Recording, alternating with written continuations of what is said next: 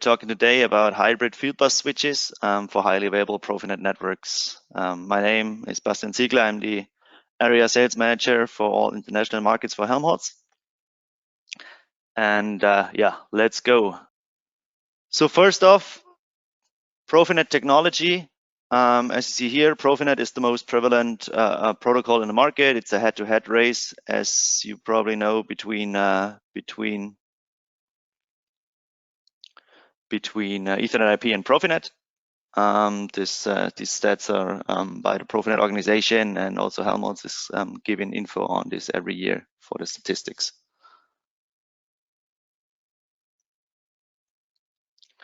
So what is PROFINET? To refresh your memories, I'm sure most, if not all of you, have worked with this.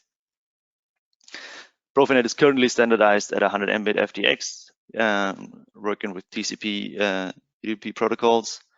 It has cyclic and acyclic data traffic. So please excuse, this will be the only slide with German graphics.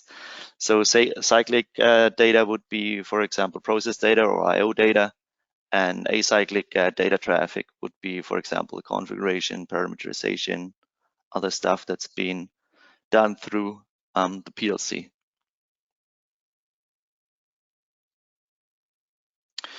Another point is the central configuration and assignment of parameters. So as I said, you can configure individual devices through the PLC. There's the allocation of names and address resolution. So what you can do in PROFINET is you can give individual devices PROFINET names. So you could identify them easier than through the IP address, for example. We have real-time, we have cyclic synchronicity, IRT, TSN. So we'll also talk about this later. But what's important in automation technology is not just the pure speed of transmission, because if just the pure speed would be important, then obviously PROFINET would be standardized much higher than 100 Mbit, and you could do 10 gigabit and whatever. But in factory automation, it's more about having detect synchronicity. So we're talking about jitter and latency, which should be below a certain standardized level. So we're talking later about the PROFINET conformance classes. This is a very important point in this regard. You have alarming and diagnostic messages, which makes it easy in times of trouble, or easy in times of trouble to find where the trouble is in your system. Topology detection and surveillance, that's another big point that we're talking about later. So this helps you identify wiring errors, wrong devices, yeah, and also enables device replacement in operation. MRT redundancy, ProfiSafe safety, and PROFINET security. So PROFINET security, that's another big point that wasn't considered in the beginning of the PROFINET standardization, because you know it from back from the Profibus times. The automation networks usually were on an island to themselves, but now that given that PROFINET is based on simple TCP communication, you can interconnect multiple machine networks. You can connect them to SCADA networks, ERP systems. So the possibilities for interconnection are limitless, and that's why also on the PROFINET level, the security is a very important point. So let's talk about PROFINET real-time and also the advantages of having a PROFINET switch. First off, it's the prioritization of PROFINET telegrams. So what you see here is that our switch, or any PROFINET switch that's certified, will prioritize the important PROFINET telegrams, which are green in this example, and any other traffic, web requests, FTP, file transfers, media streams will be sidetracked in times of high network load. And this will enable that the important telegrams, the PROFINET telegrams, will be forwarded as fast as possible and keep the machine running in this case. How is it done? So here you see an Ethernet frame, and there's all types of different bytes with different jobs. The important ones here are, for one, the VLAN priority, and then the ether type. So in general, there are different priorities. So for example, voice calls for example would have a very high priority. What you can do with a PROFINET switch, what you cannot do with an unmanaged switch is you can change these priorities. So an unmanaged switch, you know them, plug and play, you put them in a network, they don't have an IP address, and then they advance different telegrams by a preset priority. And in this case, then Profinet is not the highest on the list. With a Profinet switch, you can determine which telegrams are the most important ones. And here you see Profinet, for example, would have the ether type 8892. And this means that if you configure it the right way, they have the highest priority. So in times of high network load, the Profinet telegrams will always be forwarded first and make sure that your machine keeps running.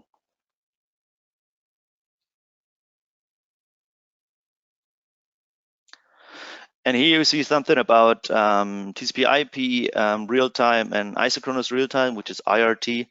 And here we're talking, as I said, about jitter and latencies. So what it says is that in TCP/IP traffic, the telegram should arrive in an interval of about 100 milliseconds. That should be guaranteed. With Profinet real time, we're talking about 10 milliseconds. And then in IRT, we're talking about a quarter to 1 millisecond. That's allowed.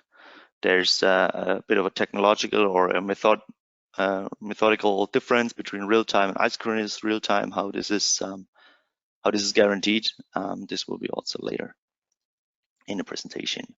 So we're going on to the device identification via Profinet name. So here we see the classic build, we see PLC, we see our Profinet switch, and we see Profinet CAN gateway, and the IP addresses then will be simply replaced by the Profinet name, which makes it much easier to identify in case of trouble, in case of a device failure, which device it is.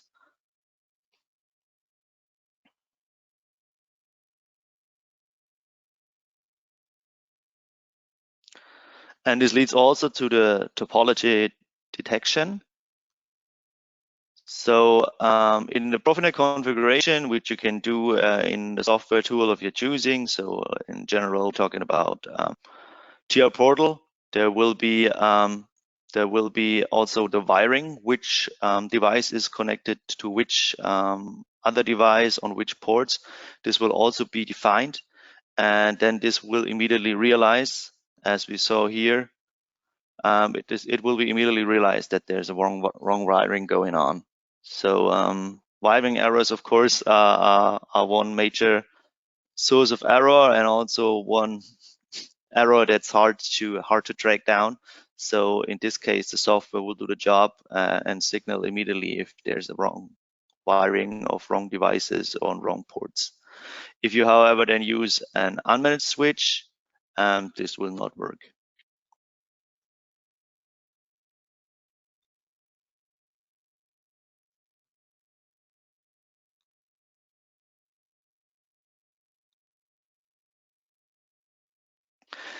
And last but not least, what this also enables you to do is to exchange broken devices in operation.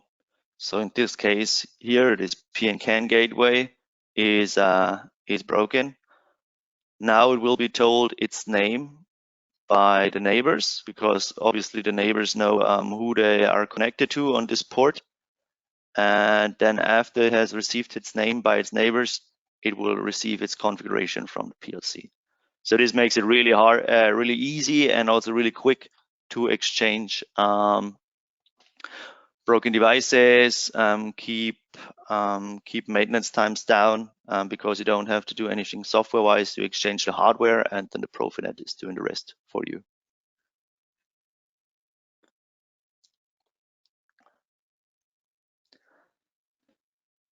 So next point in the PROFINET technology is the redundancy. So a line topology, like it was most common in Profibus, is still possible. Usually you call it daisy chain. So there's 2 ports on each device are standardized in PROFINET, so you could go from device to device to device to device and have a line topology. In Profibus, this was really nice, or was really easy and possible, because even if a participant goes missing, then the network continues to run, because you had a direct physical connection through the wire from Profibus connector to the next one to the next one. So even if the participant goes down, then you can still keep your remaining Profibus network running. In PROFINET, these are all active switches, which means, unfortunately, if one of these devices fails, the network will be interrupted, and all subsequent devices go missing. So in essence, while daisy chaining is possible, this should be avoided, because in case of a device failure, you will have problems it will not be possible to reach the subsequent devices. Therefore, the solutions are star topologies. So you have a switch in the middle. This might give you a little trouble with all the wiring. Will be a little bit bothersome, but it will be really secure. Or you can build a ring topology in PROFINET. So this is something that in general you should avoid, but in PROFINET this is possible. So you see here in the blue lines are the most important devices in this network. So now in the top left corner we have wire break. So this was usually the way that the messages go through, and in this case the MRP master, the PLC, will detect this, and then the traffic will go the other way. What you will need, of course, is a PROFINET switch in this MRP ring to manage the telegrams, so you avoid them going both ways, and also to detect this. And this is standardized to happen within less than 200 milliseconds, the detection of a cable break, of a device failure, and then the adjustment to use the ring in the other direction. So the full name of the MRP redundancy is Media Redundancy Protocol. Like I said, it's a protection against device failure and network interruptions, cable breaks, etc. And a reaction time of less than 200 milliseconds to failure is standardized. The MRP master is usually the PLC, and the PROFINET switch is an MRP client. And also managing this as well.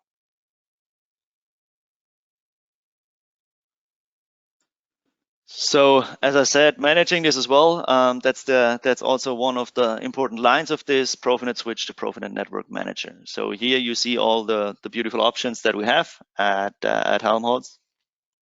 You have at the top our classically designed flat ones. You have on the right our IP67 switch, which is highly dust and waterproof, and on the bottom you see our new Flextra line with the unique design.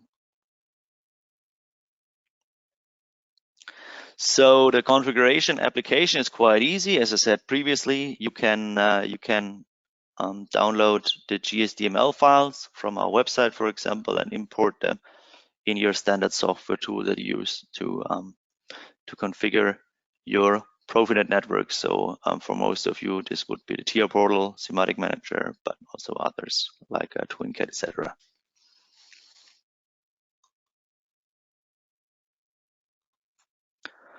There are different PROFINET tools. for the name assignment, the setting of IP addresses, the detection of the topology, and show diagnostic messages. So one would be Siemens PROFINET, which is for free, and also Helmholz has the IP set tool. So the general philosophy of Helmholtz products is that you always can configure them in the software tool that you use to. So it's not just our PROFINET switches, it's our PROFINET to PROFINET couplers, our I/O system, whatever. You can all configure them in the software tool that you or your customers already using. We talked about the PROFINET conformance classes previously. So there you see on this slide the different requirements to comply with each conformance class. So we're starting at conformance class A, and then as you see, there's more and more requirements are added from conformance class to conformance class.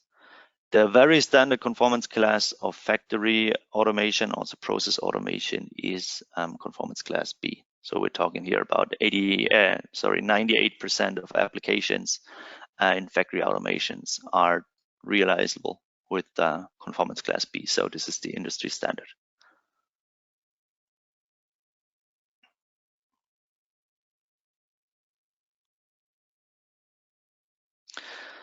So these are classic switches. They were they are designed with a really flat design to fit also in smaller cabinets. So if you like to put your cabinets quite in a decentralized way, have more small cabinets instead of one large cabinet, this is exactly the switch you're looking for.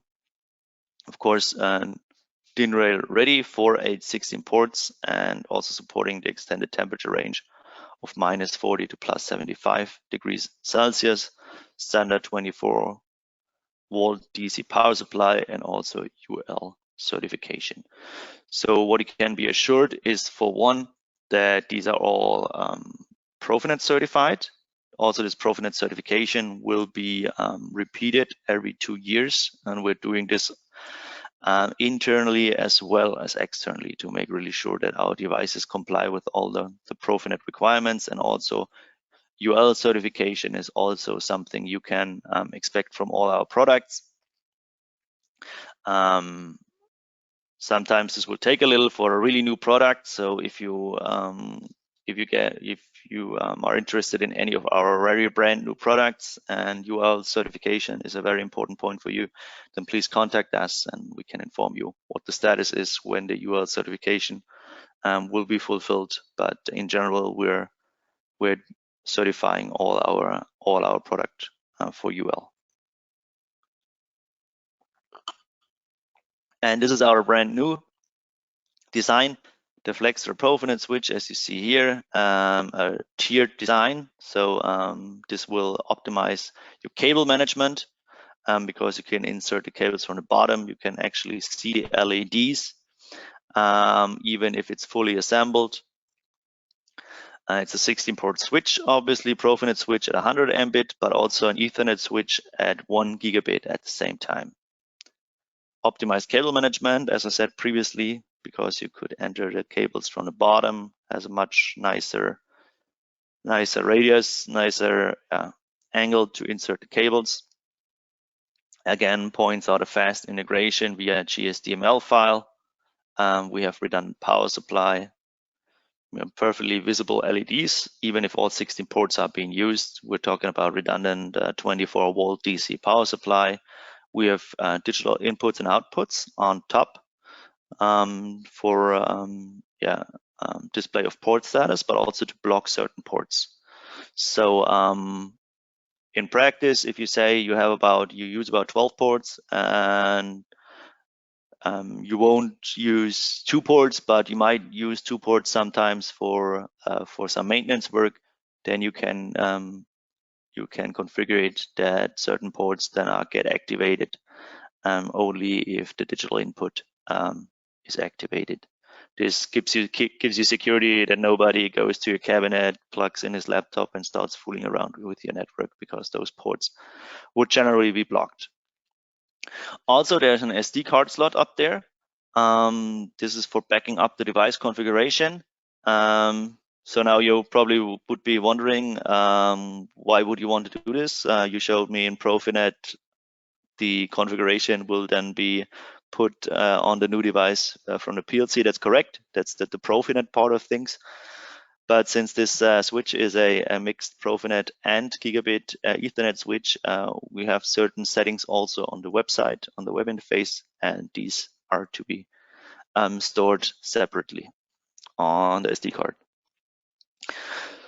So the combination of PROFINET switch and a gigabit Ethernet switch gives you all sorts of different possibilities. As you see here, we have in green, we have, for example, our standard PROFINET network with the PLC, HMI, robot, motion control.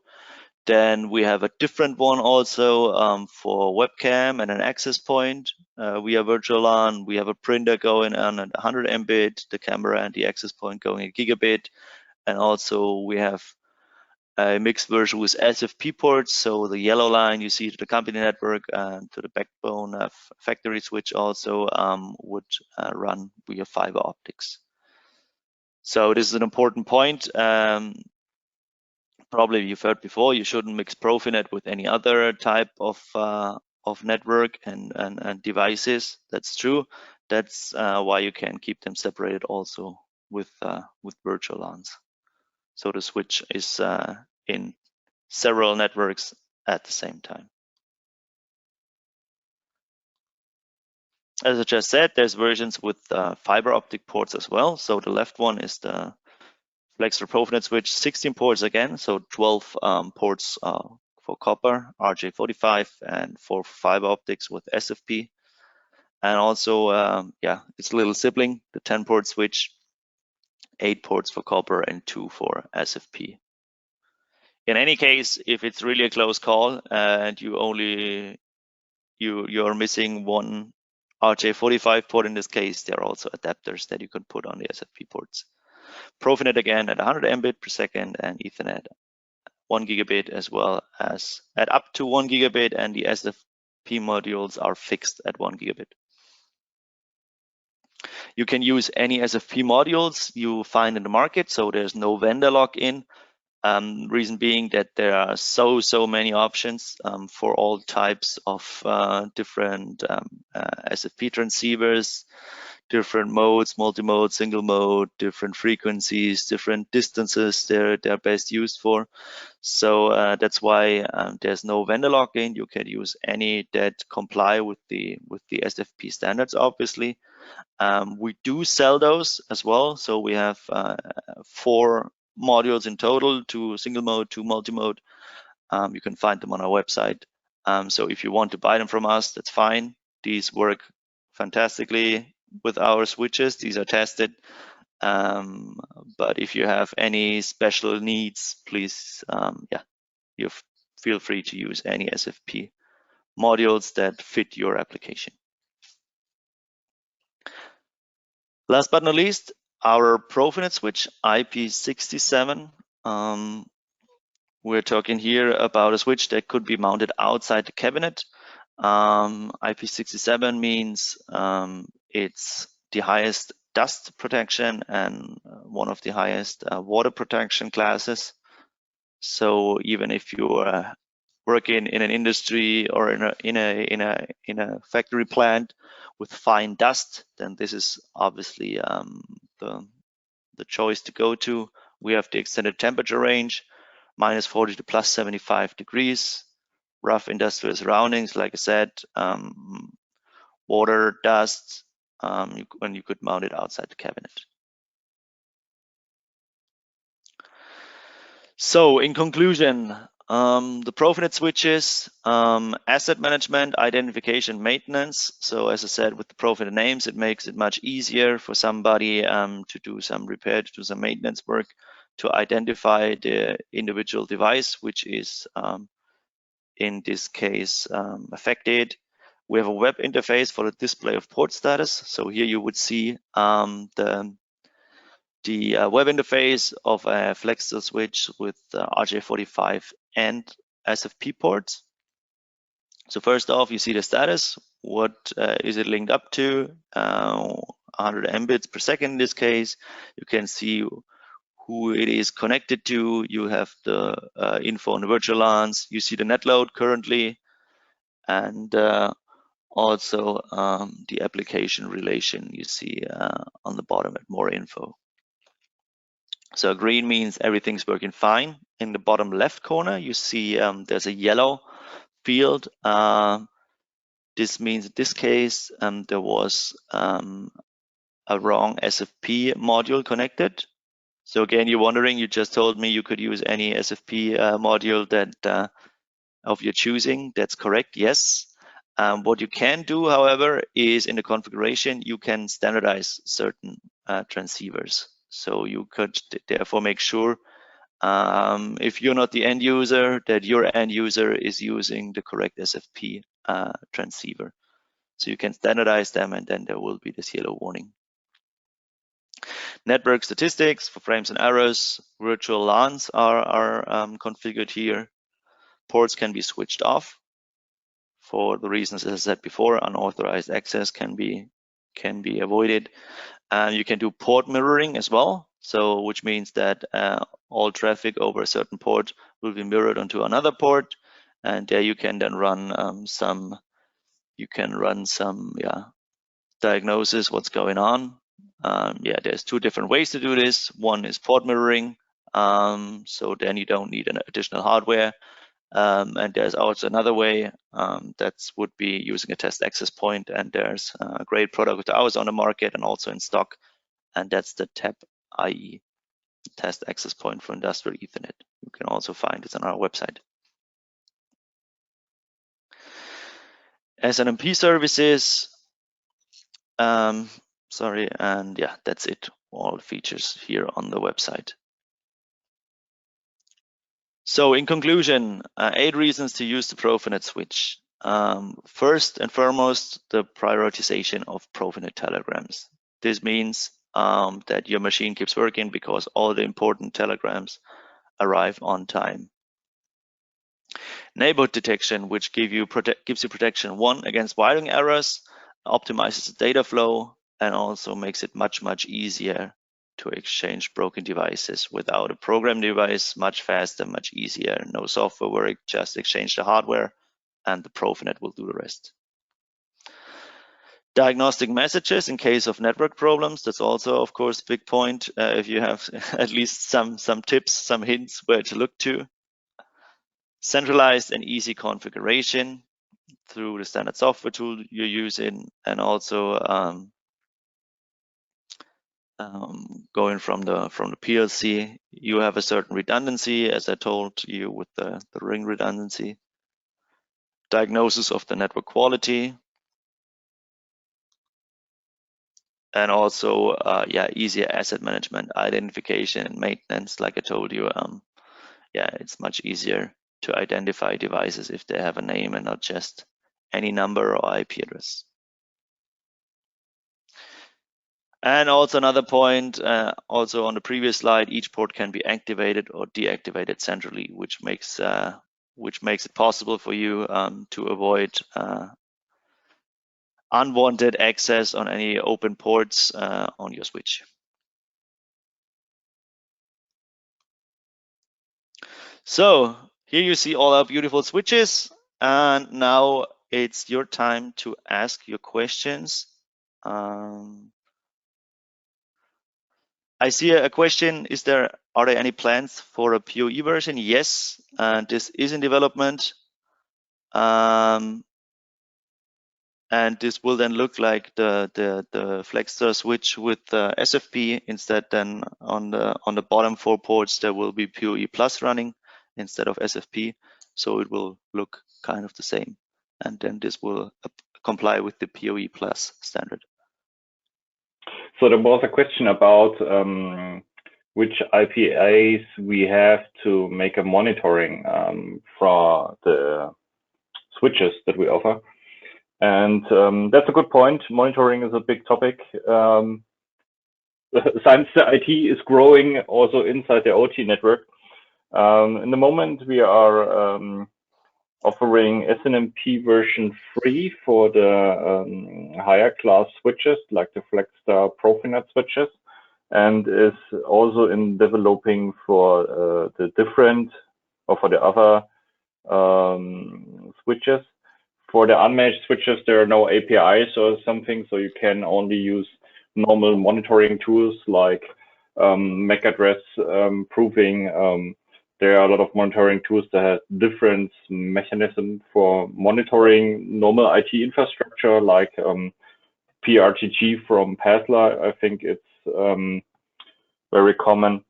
And but we also have some features are developing with MQTT, because MQTT is growing more and more inside our factories.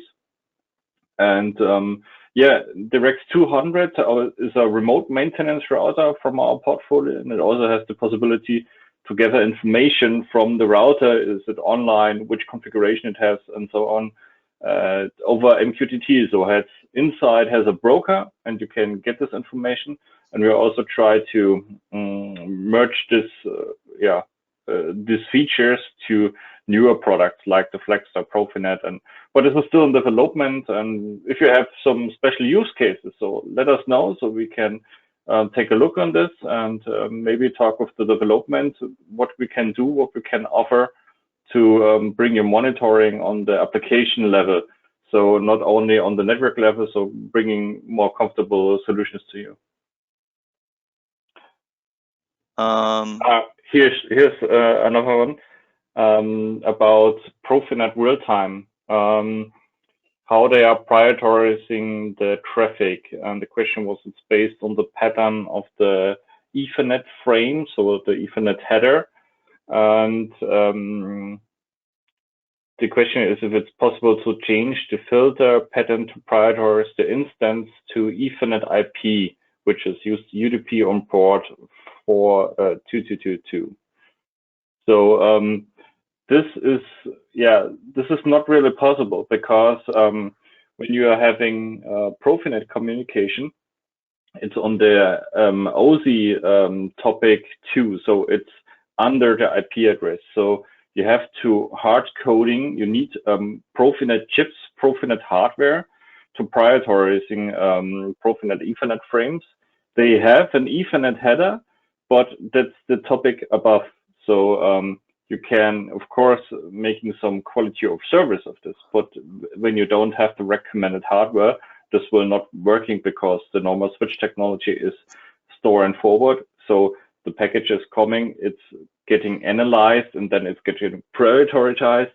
But that's not the way PROFINET switches are working. They are cut through switches, so the package is coming in and going out in the same time to get these real-time traffic communication possible with low latency. And so it's different switch technology and has also hard-coded.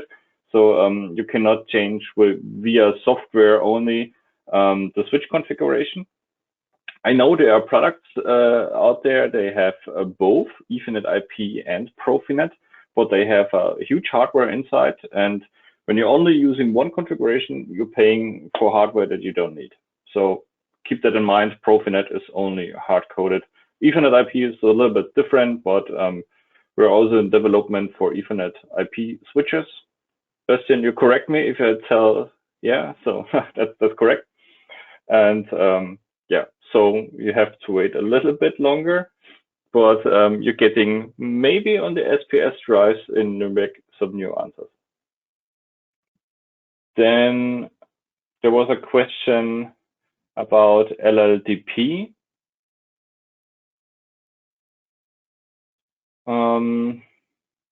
If switches are daisy chained, also if you have multiple switches inside one line, and one or more switches are not able to speak LLDP, will that reduce the possibility to see the devices behind, or only if these bad switches are actively blocked?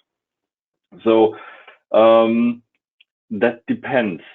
LLDP is a protocol for discovering devices. So it's not a normal Ethernet frame, it's a broadcast. So you're getting information through all devices inside the network.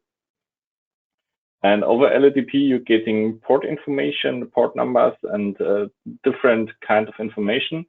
And if you try to communicate with a component that's on the end of the line, and there are switches that are blocking LADP, you are not able to get this information. That's correct. If you're not using a PROFINET conformance class A switch, so this means PROFINET conformance class, it doesn't disturb the PROFINET communication. So it's blocking LADP, because when you're not blocking LADP, you get a lot of broadcasts and you get a lot of traffic inside your PROFINET network, and this can reduce the performance and also the functionality of your PROFINET communication.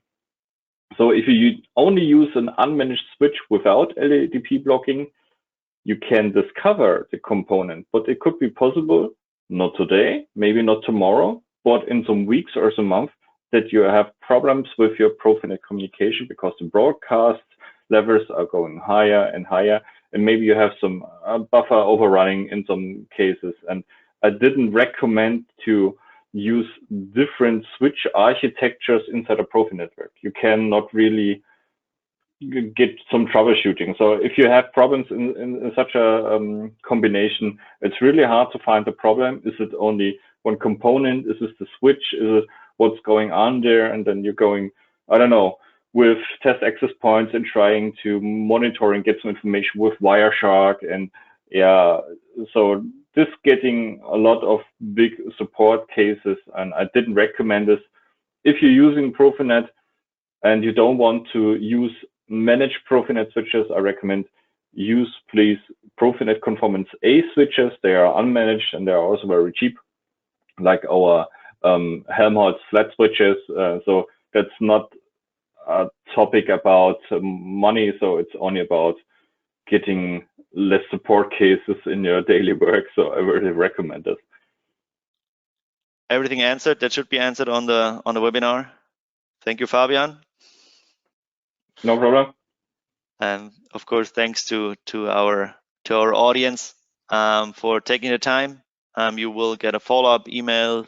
This webinar was also recorded. So if you want to pass this information on to any of your colleagues, to any of your customers, they can access it through the link and our website as well. So please feel free to pass this information on to anybody you see fit. So thank you. Have a good time. See you next time. That's it for today. Take care. Bye.